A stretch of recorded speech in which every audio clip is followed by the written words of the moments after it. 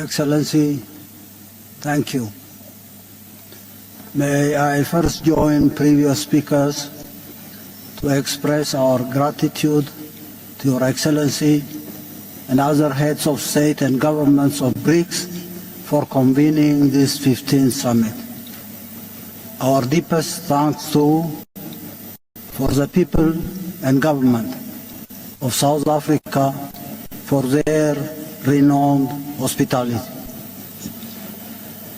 This meeting is taking place at a critical time when our global community is at a veritable crossroads. The flaws and deficits of the prevailing global governance architecture, whose defining features are dysfunctional, non-inclusive, and unfair rules and regulations, are too evident to merit emphasis.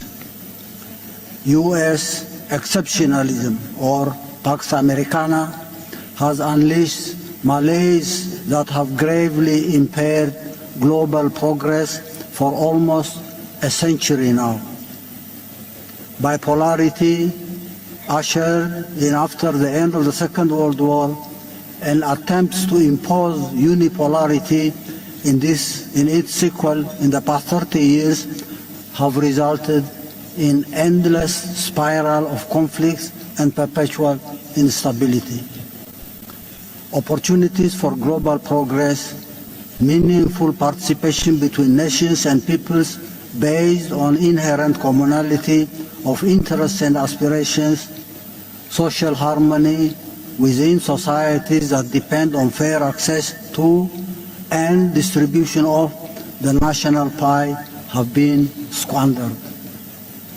This in spite of mankind's exponential technological progress in the last 2 centuries, a capability which could have changed the quality of life for all humanity if it were seen, indeed as it should, in purely ethical terms, as a common public good.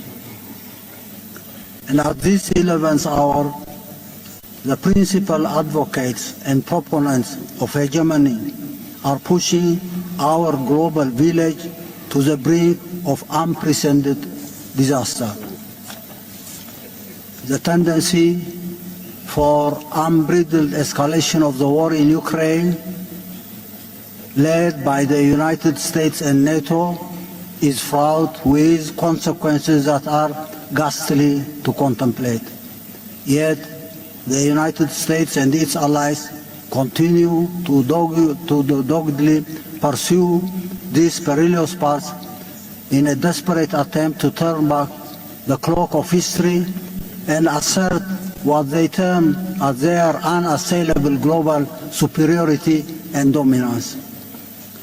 Differences of scale aside, the devastating wars incubated by these policies in Africa, the Middle East, and other parts of the world in the past decades have and continue to incur colossal losses. The situation in Niger is only symptomatic. It's symptomatic of modern slavery. Imagine bringing back all the uranium that had been going to Europe to electrify this marginalized continent. Vast literature on and related institutions for conflict resolution and the maintenance of peace aside, costly wars unleashed directly or through proxies find no solutions in the majority of cases and are instead compounded by deliberate subterfuge. Peacekeeping forces, humanitarian assistance, etc., are mere palliatives to project semblance of serious concern. Most of the times, the institutions and conceptual pillars of global governance, the cogent principles enshrined in the UN Charter, are circumvented and supplanted by illegal frameworks and approaches. Grave issues of international peace are not addressed by and referred to legitimate international bodies for adjudication. Alliances and power blocks, coalitions of the willing are the preferred tools in order to breach international law. Illegal and unilateral sanctions, weaponization of US-dominated financial, economic and judicial institutions, as well as other punitive instruments in their toolbox, are routinely invoked to punish those who do not toe the line. These suffocating and malicious policies are embellished by high-sounding phrases in order to claim the moral high ground. They are also propagated extensively through their wide and subversive media outlets. But for all their efforts, these misguided and reckless policies have and continue to endanger or engender robust and growing popular resistance in all corners of the world.